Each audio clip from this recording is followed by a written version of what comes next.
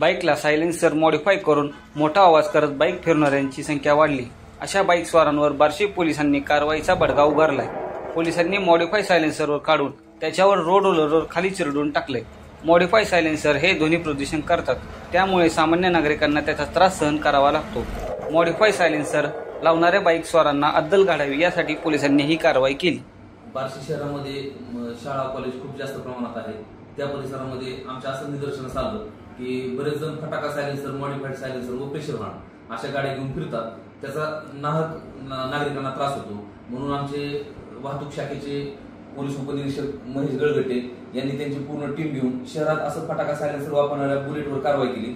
त्यांचे सायलेन्सर जप्त केले आणि जवळपास 14 ते 15 सायलेन्सर आज आपण पाहिलं रोड रोलर खाली ते नष्ट करण्यात आलेले आहेत। यापुढे बार्शी शहरातील नागरिकांना आमचं आव्हान आहे की कुणीही प्रेशर व्हॅन व मॉडिफाईड फटाका सायलेन्सर वापरू नये। जर त्यांनी तसं वापरलं आणि आमच्या निदर्शनास आलं तर नक्कीच त्यांच्यावर कारवाई केली जाईल।